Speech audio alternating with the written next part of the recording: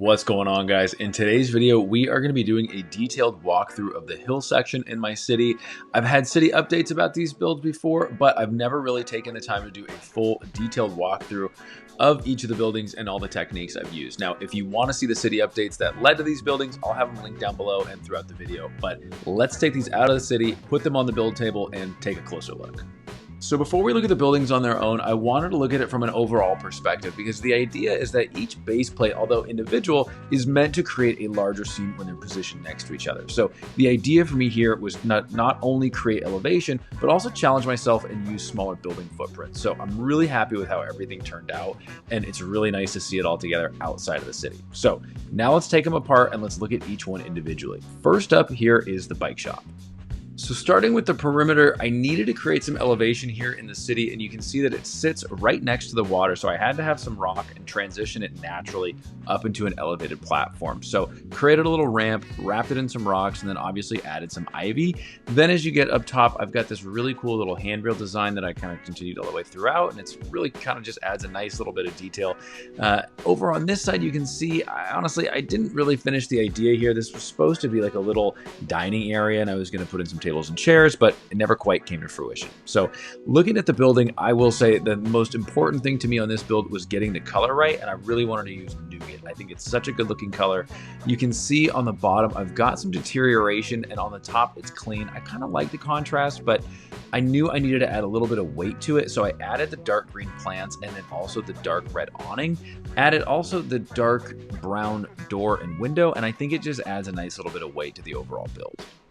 And then a couple part usage highlights for me here are these white legs underneath the window, as well as the white forks for the balcony. I was really happy when I figured out that these fit underneath the curved tile.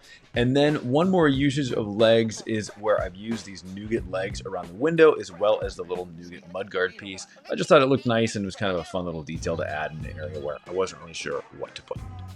Now, the only thing I don't really like about this build is the roof. Honestly, it just feels a little bit weird with the wedge plate. I just wasn't sure what else to use to cover it up. So eventually I'll probably go back and fix it, but for now, I think it works. But overall, I'm really happy with how this build turned out. I love this little tile pattern here and just some of the details. But now let's take a look at the next section.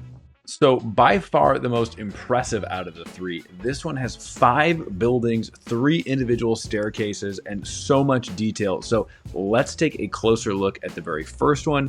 This is my little tan building. Now, I tried to fit a lot of detail in this small little area. It's only 8 studs wide. So you can see you've got a little potted plant. We've got the little crowbars for, like a metal bar and a window, and then this little wooden door detail. Now you can see here, I also used a hinge plate just to kind of create the angle and flow with the stairs.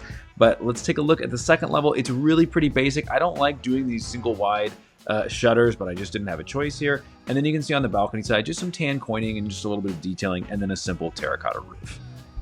Now, in order to be able to film the stairs and the rest of the buildings better, I'm going to remove this little tan building here. You can see a better angle of the balcony and the roof, just that little bit of shutter to match the ground floor. And then behind that building is my warm tan building. Now, I got these bricks, or well, I should say plates, off Pick-a-Brick right when they came out, and it was super fun to use this color. The only bummer was the modified snot bricks I used, you can see are that bright neon green, and you can kind of see it peeking through. So some of the areas it's not visible, but I really love that color. Here's a better angle of those stairs. Again, you can see the potted plants in the window and just all the detailing we've packed in there, as well as that next stair set. So here's a better angle of this side of the warm tan building. You can see how I've done the little clothesline, as well as the balcony. The balcony I was really pleased with. I used some lightsaber hilts, droid arms, modified plates, and then cheese slopes. And I think it turned out really, really nicely.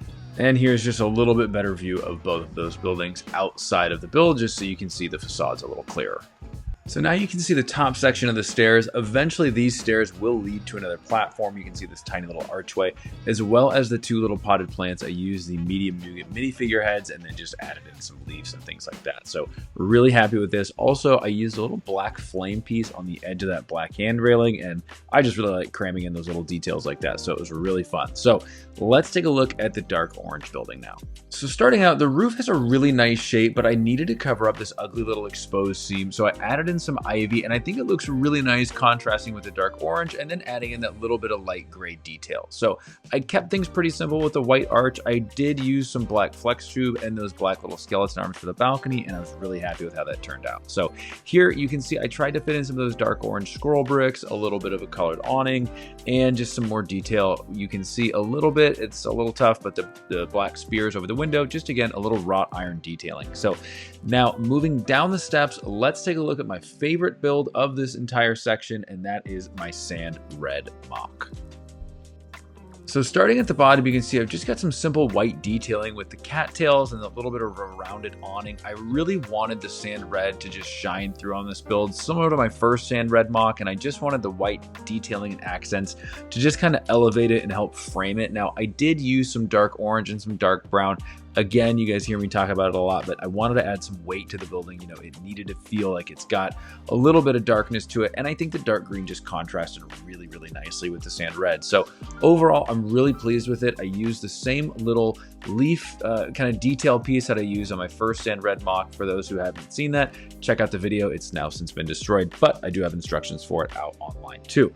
Now, looking at the rooftop little balcony, I wanted to use these little white scroll pieces as well as the white droid arms just for a really unique balcony. I need to go back and finish this and actually add some potted plants and some minifigures, things like that. But overall, that is definitely my favorite build out of the entire base plate. And looking at this backside, you can see the balcony turned out really nice. I used, again, droid arms as well as the little swirl piece just to cap off the railings. I had to get a little creative on this backside with the angle. So, you know, it's not perfect, but it's also not very visible. So it doesn't bother me too much. Now, looking at the last building of this base plate, it is just a simple tan with light gray detailing. I've got the brown shutters as well as a nice little bright light blue awning at the base. This little section right here is probably my favorite element of the build, with the gutter, the brown shutters, the potted plant, the ivy crawling up. The rest of the build I don't love, honestly. Some parts like this side you can see I have not paid attention to. That balcony is awful and I really just need to go pay some more attention to it, but it's not super visible and I'm just focused on other areas. So let's take a look at the next section. So as you can see, the focal point of this build for me was elevation. With the two switchback ramps and the angled staircase, I really knew that I wanted to get some lift, and I think it turned out pretty nicely. So the first build sits on a 4x8 footprint and is pretty small. I call this my Sesame Street building just because the bright light orange color and the dark green just for whatever reason reminds me of Sesame Street. And it's also just a very simple build. You can see I've got the dark green shutters, this little bit of tan detailing, and then a small little terracotta roof. You can see it's a really simple assembly and it's really tiny, and honestly it's just kind of fun to see what you can put on such a small building footprint. So this was a fun challenge. So now we're going to look at my favorite building of this base plate, and that is the bright light yellow building. So I have this kind of messy dark bluish gray coining on the sides with the ingots, and I was kind of okay with that. I liked how it looked a little disheveled. And then one of the other elements I really liked was this window. Now I used some snot pieces and then the black fence pieces is sort of wrought iron detailing, and then above it you can see the little bow slopes and the swirl as well as the white mudguard. I think it just looks nice and kind of frames it well. One of my favorite parts of this build though is the landscaping. You can see I use these new bright pink leaves as well as the bright green and try to wrap it all the way throughout the building and kind of have the green and the pink sort of intertwined and interspersed throughout. So really happy with how that turned out. Another element I liked was the second floor windows. I use these sort of bow slopes and those corner pieces and I think it just looks really nice. It frames the window and just gives it a little bit of depth. Another fun bit of part usage was this balcony where I used these white cow horns, and then you can see I've also used a little bit of a droid arm to create the hanging basket, which I used a little fence piece just for a little bit of a kind of awning type thing. Now for probably my favorite part, which is the roof. Now I love these Lord of the Rings tiles I got from the Rivendell set. I also have the custom printed Nutella that my wife made for me 2 Christmases ago, so major win right there. I also really like the red awning as well as that black door. I think it just looks really nice and it kind of transitions the two buildings together. Obviously I had to add some ivy in there and then the other little red and white awning just to feel cohesive. And then again, just a simple terracotta roof. Looking at the ground floor, it's a pretty simple tan building with the gray arch as well as the wooden door. Honestly, this was actually inspired by one of the buildings that I saw on my last trip to Italy, so that was kind of a fun little detail to add. Taking a look at the ramps, you can see they're just basic 4-wide plates, and then I've built up this little retaining wall on the side using these great bow slopes and G slopes, and just try to create a lot of deterioration and make this look like it's a very well-traveled path. And now for a little more part usage, you can see here the forestman's hat, a clown hairpiece for a potted plant, as well as down here in this little alcove, another green hairpiece as a potted plant. But overall, I am really pleased with how this section turned out, and I'm really happy with how the hill section has turned out so far. I need to start thinking about phase 2, so if you guys have any ideas, let me know down in the comments for sure. I think I'd like to work water in somehow, and obviously some elevation. Probably going to take a break from the rock work because I have been doing a ton of that getting ready for this next city update. So with that, be sure to hit subscribe, stay tuned for the next city update, and we'll see you next time.